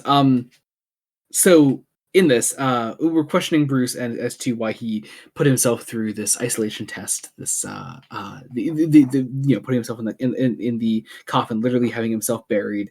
And it is this idea that, well, first off, in the poison that this guy put in Bruce's cup, Bruce switched the cups, it turns out, before they actually drank from them. And as we continue on with this, Bruce says why he put himself through that test. I'll read out the quote here. It's really great. I faced experts, lunatics, artists who express their feelings through deadly toxins. I carry antidotes for all poisons I'm not immune to. I can usually improvise. Is this the other guy I'm bringing from? Oh yeah, no, sorry. No, it's him. Yeah, I can usually improvise if I'm faced with something unfamiliar. Savior goes into the void. Master Load died because I didn't have this when I found him. You asked me why I chose to endure the Thogol. I wanted to taste the flavor of death. I wanted to know that I had finally experienced every eventuality. In the cave in Nanda Parbat, I hunted down and killed and ate the last traces of fear and doubt in my mind. Tell your Dark Master, whoever he is, to make his move soon before I come looking for him. Tell him he was wrong to wait until I was ready. Tell him I look forward to facing him. Yes. Obviously, very much also metatextually referencing that. This is Bruce against Dr. Hurt. The madman who's convinced himself he's Thomas Wayne. That's a thread we haven't really talked about. That he has convinced himself he is Thomas Wayne. Yeah. That is an important thread. There's so much in this. That's the thing. That's why this is a 10 out of 10 book. There's a lot here. We're already talking about it for quite a long time. We could probably go on for double the length if we really wanted to. But back in the present, I think we'll kind of flip back to the start of the issue, because what we're actually focusing on here is the end of the main R.I.P. story itself. Which his point is, Batman needs family and friends, because who comes to save Tim Drake? It's the Knight and Squire and our club of superheroes. All here to save Tim. Meanwhile, Dr. Hurt and the Black Glove are having a funeral for Batman.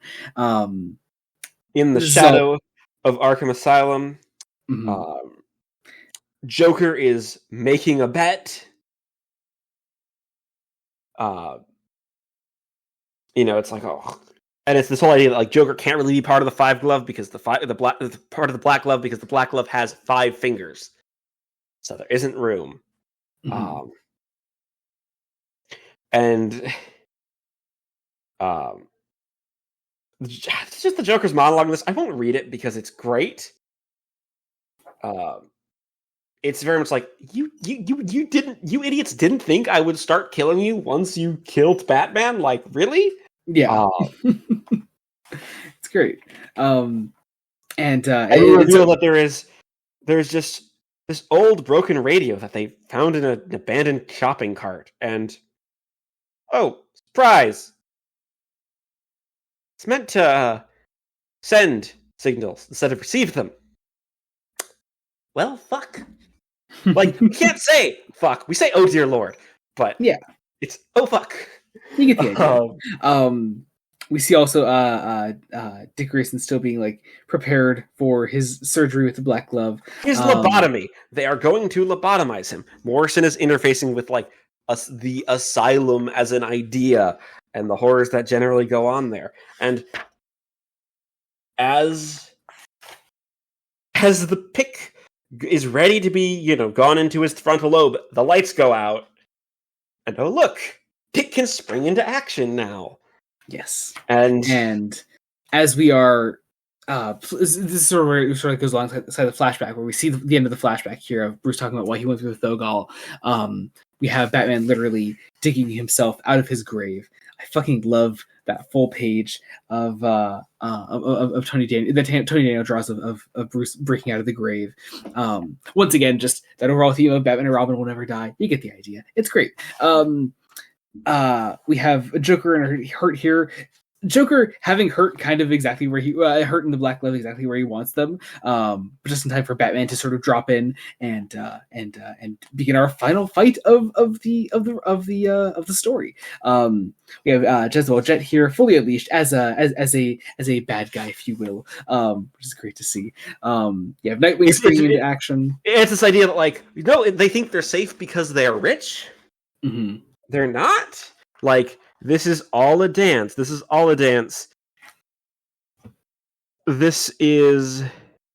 something that, Bruce has known from the beginning that this was all 20 years in the making. That's why the flashbacks are there. This was 20 years in the making, that Bruce has read every letter that Jezebel has received. Bruce understands everything. And took the one thing, the letter from her mother, and has basically held it hostage. And Jezebel tries to feel like this is a bittersweet victory of, you think you've won, but I was the last Bruce Wayne. You'll never love anyone. You'll never trust any woman ever again. And Bruce can only respond with this terrible love, congratulate Alfred on the acting lessons. Yeah. Oh God, so good. We have Nightwing springing back into action, helping Batman take on the Black Glove here. Because of course this has to end with Batman and Robin. Of course, in more ways than one, because we have Dick here and we have Tim springing into action as well, leaving the rest of the club of superheroes to go back to Batman. We have Joker driving an ambulance off a bridge. And then, except not, because the Batmobile runs the ambulance over, and you're wondering, oh, hi, Damian. Who has just tried to murder the Joker. Also, Alfred is like, that was an ambulance, Master Damian. What was an ambulance? Just be grateful I didn't leave you to burn in the Batcave, Pennyworth. Will my father let me keep this car? You do kind of wish that Damian was in the story more in general, don't you? I honestly don't. I'm like, no, his purpose here is to be the glimpse into the future of where things are going. Oh, totally. I think so, but I think you could have commented on that more by having him be a bit more present in the story. I don't know how Morrison would have done it and made it work. Honestly, I think there's just too much. Everything else is so tightly done. Oh, I mean, that's fair. Just a little bit of extra time would have been nice. I think also this is me looking back on the run and knowing that Damian and Bruce pre-Flashpoint don't really actually get a lot of time together as Batman and Robin. It doesn't happen. Yeah, well, I mean, let's be honest. Whose fault that is? DC editorial. Yeah, let's narrow it in on one specific person. We complained about him a bunch last time. The Burger King himself. What are you talking about, Jacob? It's Dan DiDio's fault, okay? Jacob, you cannot get mad at a man that wears a Burger King crown and show such pride in it. Yes, I can. I can get very mad at him, and I have, and I will continue to. I love him, Jacob. We get our final confrontation between Hurt and Bruce, in which Bruce fully dispels Hurt as the madman that he is. It's very much well, you can survive if you promise to retire. Basically, and it's like no, but I'm your father, so you have to listen to me. It's like, no, shut up. You were my father's double. You framed John Mayhew's wife for murder. You skinned a man alive. There's a lot of terrible things that this guy did. And it's like, well, fine, we're gonna, you have to serve the Black Glove then. It's like, no, not doing that. Because, yeah.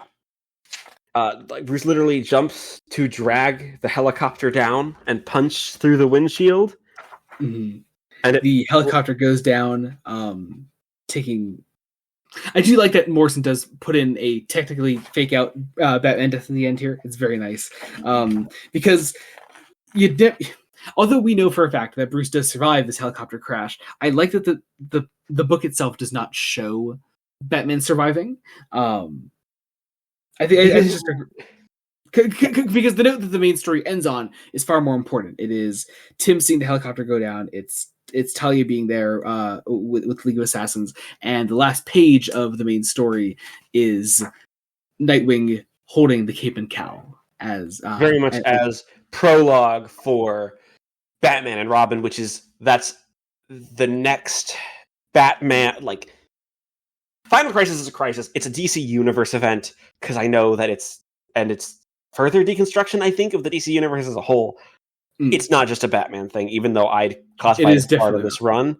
It definitely is, and we will cover it as part of this run. But like the next Batman, for lack of a better term, proper thing Morrison will write is Batman and Robin. It's Dick as Batman. They let Tony S. Daniel take care of the who gets the cowl stuff, basically, but it moves from there. Mm-hmm. Let's talk about that. The 3 pages of epilogue, though. Because Jezebel Jet definitely dies. We definitely kill Jezebel Jet here. Because bats attack her plane. It's fucking great. It's nice. It's great. We get our 6 months later, after all this has happened, and after Batman has died, we see Le Bossu once again being confronted at last by Batman and Robin, are leading into the very first page of the story as he looks up and says, "No one can save you from this. Even Batman and Robin are dead." Great line. And then we get our final page, our last epilogue, showing showing Bruce Wayne leaving the Mask of Zorro with Thomas and Martha Wayne. It is framed in the same way that our flashbacks talking about the Thogol are framed, with the red, black, and white all throughout.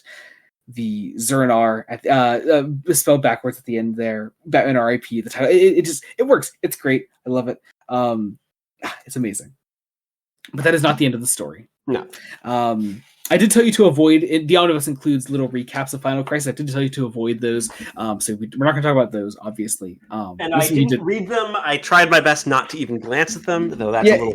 Yeah, it's a little hard. They put Big Doug Mank pages on there, so... I mean, luckily the Big Doug Mank pages in miniature, so I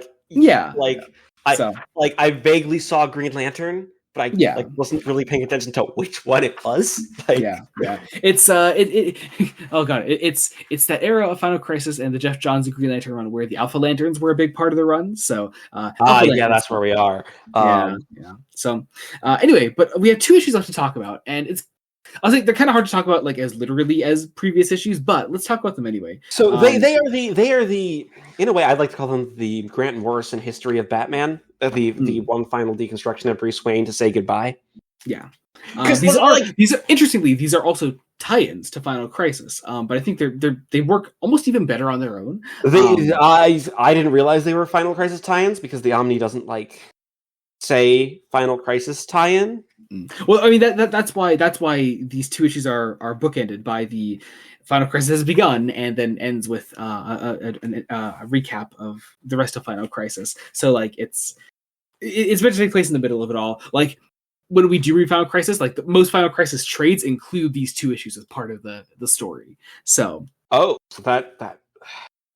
I mean, I guess that makes sense, but it also Morrison has crafted a perfect 2-issue, again, history of Batman, history. This is the final epitaph for Bruce Wayne. Mm-hmm. This is Batman 682 that we start on here. First off, a very we've talked about it a lot. Batman 66-esque cover here. I love the colors here that Alex Ross chooses. They're brilliant.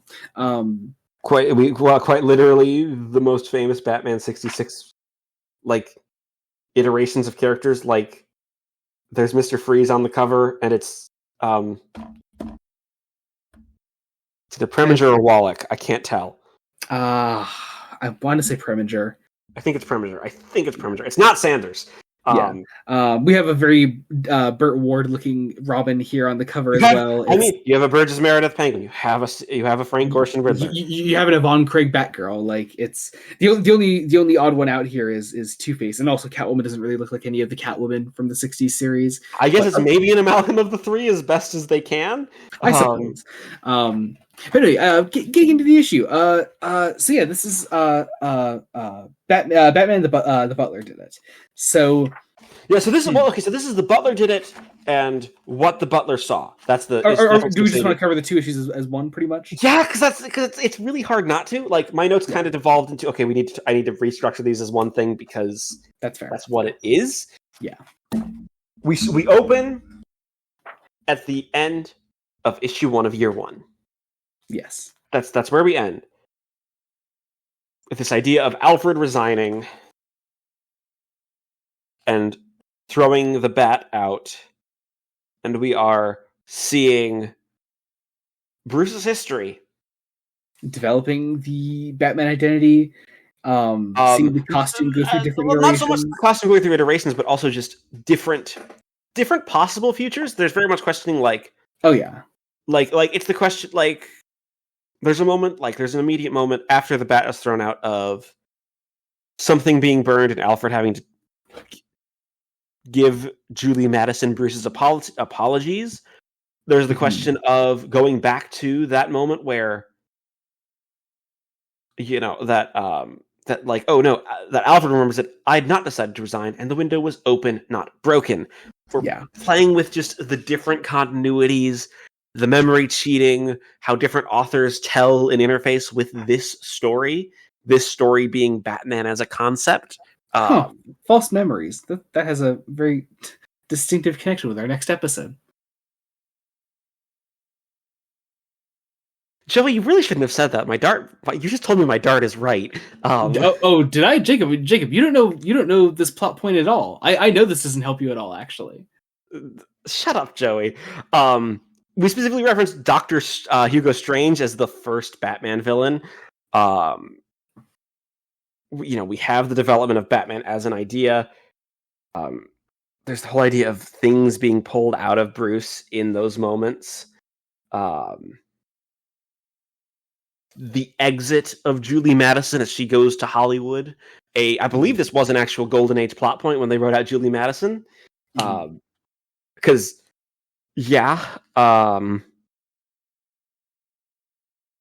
this whole idea, very much like, you'll be dead in 6 months at one point, because of the adrenaline rush. References to Dr. Death, Zeppelins, several letters, the introduction of Dick Grayson, the creation of Robin, and the fact that actually makes Batman Batman, the creation of the Black Casebook, aka the Silver Age. With that, the inclusion of the original Batgirl, like it's great. It's so good. The original Batgirl and the original Batwoman and famous Joker stories. The fact that, in the Silver Age, the Joker was transformed into a literal clown and not a merciless killer because Comics Code Authority. There's the ridiculousness of, the mistrust of the original Batwoman. Potentially some of the early multiversal crossover type things, like the early crises. And then we get to see Dr. Simon Hurt and the 10 days of isolation, the other period of isolation that was very much an idea. The creation of the lump. The lump, yes.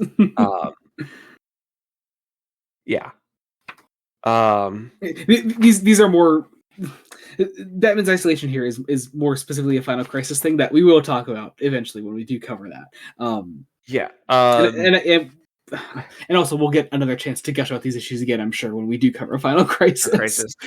This idea of this entire thing becoming a game show Alfred being simultaneously dead and not dead. Mm-hmm. We do get quite literally a reference to the 66 film. Yes. Of the Joker left a card, an ace. Card begins with a C. C! Remember, it's a playing card. C. Seaplane. Holy seaplane display in Gotham Harbor, Batman. Amazing.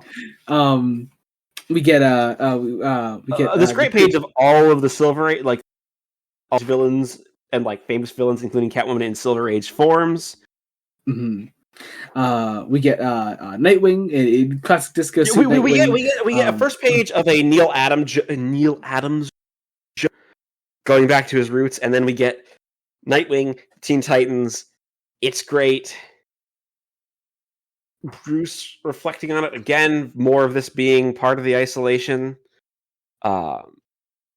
Remembering this potential alternate future where the Waynes survived and the world was worse for it. And it ends with Batman essentially in isolation, in pain. Again, Final Crisis shit. We'll talk about it. Final Crisis shit, but I think that it also works as a parallel to the actual isolation first issue, and then 683 essentially does the Bronze and Modern Age. See, this is my actual favorite Alex Ross cover in this whole collection. I love this one. It's so good. But yeah, okay. Here you go, Jacob. Go on your rant. We remember Son of the Demon was a thing, and that Damien's conception was consensual and not date rape. Like, Morrison is clearly making their apology for that. And I hope Talia's characterization continues that. And then, I mean, you're not going to see her much for the foreseeable in Morrison's Batman, but that's probably for the best. But then we get this gorgeous 2-page spread, just basically being, hey, Lee Garbett, go tribute the famous Neil Adams stories. Oh, God, I love these Neil Adams recreations. They look so good. But yeah, we get more of this alternate future in which the Waynes survived. We see Bruce's life with Julie Madison. We see still Simon Hurt experimenting on him. Bruce still discovering the cave underneath Wayne Manor. Ace the Bat Hound is there. Basically, it's Bruce's, which is a representation of Bruce's mind fighting back. Mm-hmm. We get a famous story with Deadshot referenced. Yep. We get Jason Todd. Mm-hmm. We get, of course, Morrison remembers how Jason was actually characterized even post-Crisis. Wasn't the edgy one? He was magic, and then we get. Most importantly, the only important thing that ever happened to Jason Todd is that we focus on a crowbar, we focus on a dead body, and that's all that ever happened to Jason Todd. Jacob, don't you know? You say that, but like, I love the panel immediately before it, where it's, I'm still here at the refugee camp. Have you heard anything from Jason? No, sir, not since Odd. My watch has stopped. This idea of the watch stopping when Jason dies. And then we see the Killing Joke. And Grant Morrison gets their continuity wrong because actually the Killing Joke happened before Death in the Family, and Grant Morrison's a bad writer. I mean... I'm joking. Like, here's the thing. I actually don't hate this order. I talked about it with one of the problems with the Killing Joke movies, that entire first half being a character assassination of Barbara Gordon because they want to try to make it Barbara Gordon's story, even though it's not. And yeah, that's a problematic element of that story. Watch our last episode for why a lot of Barbara Gordon talks, but like having the Killing Joke be from Bruce's perspective, a reaction to death in the family is certainly a way to view it and adapt it. But yeah, I love it. We get the introduction of Tim Drake. Yep. We get some Mad Hatter. We get some Nightfall because we get some Bane. We do Nightfall. We do Night's End. We do No Man's Land. We do No Man's Land. We do the death of Tim Drake's father. We do Hush. We do all this fun stuff. We get some more of the Lump and Bruce's confrontation with him. And it is this perfectly balanced recreation of the history of Batman while also telling its own unique story within it all. And importantly, it all kind of comes back around to what the story is, and that is what the Butler saw. It is a story about Alfred, really. It is from Alfred's perspective, despite this being Bruce in isolation. It is about Alfred, and if I may, I love the perfect final line that this ends on. Is an Alfred narration. It says, and I quote, I'll take it from page before. Why not? I shall become a bat. Alfred, he said not long ago, if anyone ever asks for an obituary, tell them Batman's big secret was the classic whodunit. Only it's not about who killed Batman, but who kept him alive all these years. And he stopped there, leaving the rest to me. The whereabouts of Batman remain unknown, and yet I can see him now, in the group of implacable forces, innumerable foes, somewhere without hope, in a place where all seems lost. And I know this. The enemy will look away, for just a moment, underestimating him for that single fraction of a second too long. And no matter how dark the night, there will be no hiding place for evil. It is literally the perfect ending to Batman as a character. Yeah, to Bruce Wayne as a character. It is. We are saying goodbye. Alfred is watching his son go off to his death, as Final Crisis is just starting. Mm-hmm. Or I guess Bruce's role in Final Crisis. It's like halfway through Final Crisis, but still. No, like that's where this takes place. That's where this takes. Even though that's where this is published and read, that's where this also takes place. Yeah, Morrison understands narrative. Yeah, it's great. Jacob, that would imply that Grant Morrison's a good writer, and we all know that that's not true. Come on.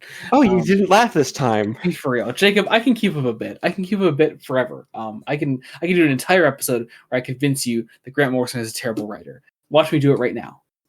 Grant Morrison's a bad writer. No, I don't believe you. You know I don't believe you. I know that this is just a terrible bit. Jacob, we are getting to final thoughts. Try to convince me that Grant Morrison's a good writer right now by giving me your final thoughts. Ooh, great transition. Right? Go me. I'm pretty good, but still, Grant Morrison's a fucking hack. Am I right? Well, as my co-host has been taken over by the still living spirit of Mark Millar. Damn it, you got me. Fuck. I win. That's good. Batman R.I.P. God, maybe the best Batman story ever, or at least the best. Definitely the best Batman story we've read. I can't say maybe the best Batman story ever because there's a lot. It's one that speaks to me just on a level of understanding the character. It's understanding that stories should have an ending, even these long form stories like Batman can still survive. And with Batman's history, you can still have a lot of like, ooh, we're gonna fill in the gaps. But like, I kind of wish after this we had just Dick as Batman, and that was the new status quo. Like, it is the eternal struggle of the nature of comics. Or I gotta take a moment to shit on the New 52. Or the New 52 did a proper reset and we started Batman at the beginning again. Like, that's fair. Yeah, that's fair. Because they realized they had to do that with John Constantine. Mm-hmm. Yeah, they had to give John an ending. Yeah, and Morrison gave Bruce as Batman an ending. Yeah, and I will say, it is this almost triple-edged sword of the nature of comics. In that, yes, it is sword and a dagger. It is this fantastic ending for a character. I would love for this character to have an ending. The problem with that being, of course, I love everything that comes after too. I love Scott Snyder's run on Batman. It's fantastic. I can imagine Court of Owls with like Dick Grayson as Batman, but like I like something like Death of the Family, and that so purposefully relies on the relationship between Bruce Wayne and the Joker, and relies on their history, their extended history. Things like this are just they're so tricky. And I wish there was an easy answer. As it stands, R.I.P. is absolutely a perfect book. It is just about the best possible ending we can ask for Bruce Wayne as a character. And even though we know it will never stick, I am glad the story exists as it does. Yeah, no, it's fantastic. It is. Go and read this damn thing, please. Don't read it. Grant Morrison's a bad writer. Don't do it. I know you're gonna try to bring this bit back, but you can't. It's buddy. Fine. I can do this, Jacob. You know what else I can do? What? I can reveal our next episode of Fresh Face Comics for you. Yeah. Wait, do you want to hear my guess? That you basically are? Jacob, I didn't confirm anything. You don't know it. You don't know this plot point at all that I'm talking about. All I said was like inconsistent memories. That's all. I was gonna shoot that it's the Ed Brubaker run on Captain America, and that's what we're starting with because it's the Winter Soldier, and like thematically inconsistent memories, trigger phrases, creating alternate personalities would work with that. Interesting take, but now you sound not as sure. I mean, this is where you reveal that I'm wrong, and part of me wants to be wrong now. I'm like, part of me wants you to have gotten me with this by saying the right thing at the right time to make me so damn sure. That is really interesting. I also didn't have any other guesses. You had no other guesses prepared. It was just Captain America. It's the Marvel problem. I'm sorry. That's fair. Stop hitting your mic. Stop. I've been good this episode mostly, I think. Sorta. It's the problem if I can't sit still, and I hate it. I wish Jacob, this is episode 90, Jacob, and also technically episode 100 because we've done 10 bonus episodes. So, anyway, Captain America next time. How about that? Let's do that. Oh, so I was right. Cool. Yeah. Let's do some Brubaker. We're gonna do Winter Soldier next time. We're gonna do Winter Soldier, and after that, we're gonna do the second volume of Brubaker, Captain America with Red Menace. It's gonna be fun. I'm very excited. Obviously, I love Captain America by Ed Brubaker. I have nothing more to say on that. It's going to be great. I'm excited. We have a 5 episode Marvel block for those that don't know. We have 5 episodes we're doing. 91 through 95 will be Marvel episodes. 96 through 100 will be DC episodes because we're building up to episode 100, and I want to do our last 5 episodes before 100 as DC episodes. But because it's such a short Marvel block before then, I can say this now. Have I said this yet? I haven't said this yet. I don't think I have, at least. If you don't know already, I don't know if I can't keep track of what I say and what I don't say. After episode 100, we're going to have our largest Marvel block yet of episodes. We're going to do 15 episodes in a row. The first 15 of the hundreds of episodes will be Marvel episodes, and I'm very excited about that. We're opening the Marvel floodgates. It's going to be fantastic. Yeah, because I should say, finally, Joey has read. I think in your mind enough Marvel. We're starting up a lot of new runs when we hit episode 100. So also some old runs. I believe you said it. Of course, still continuing some more runs. But also, I'll say these next five Marvel episodes are all new things. Yes. We're not continuing any books in these next 5 episodes. It's all new stuff. It's all very exciting. So starting with Captain America, it's going to be great. I'm unbelievably excited. I started my reread the other day, and it's a great book.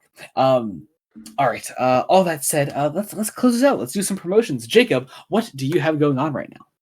I have mainly my blog. I've been reviewing some Doctor Who books recently, a lot of Doctor Who stuff, as well as Star Trek: The Next Generation, which at the time of this episode coming out, so here's the tricky part. I will be on vacation. I will have hopefully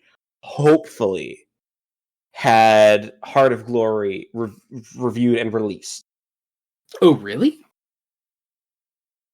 No, wait. Coming of age. I'm a week ahead. Sorry, my brain is. Yeah. My plan is currently to this weekend to try to knock out 2. Home Soil and Coming of Age, and just not have Coming of Age written and ready to go, and then publish on the regular date. Jacob is also, dear listener, Jacob is also saying this weekend in reference to the fact that we're recording on March 12th. Yes. So, what is that? Coming of Age. That's our latest one. I also am doing Star Trek reviews with my brother. Our video on Coming of Age is out. But since Jacob mentioned it, Heart of Glory, you can also check out our video on that a week early if you go to our Patreon and join the Ensign tier on Patreon. You can get our video on Heart of Glory, which, spoilers, is my favorite episode of season 1 of The Next Generation, and it's so good. It's a great episode. I absolutely love it.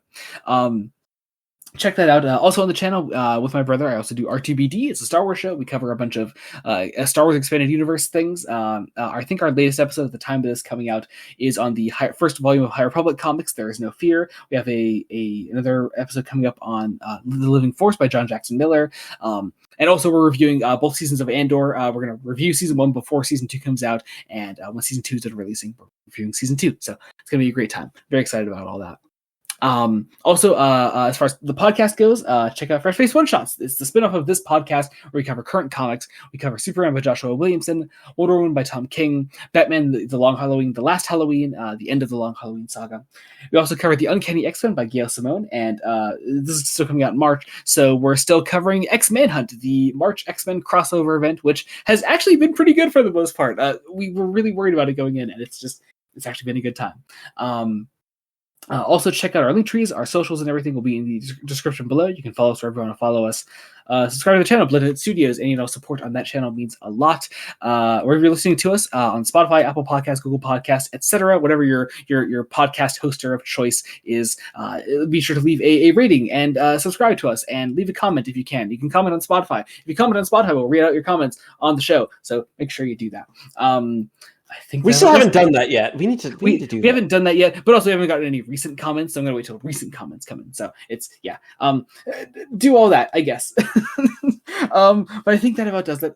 Thank you all so much for listening. Until next time, this has been Joey Morgan. And Jacob Licklider. Goodbye. Bye.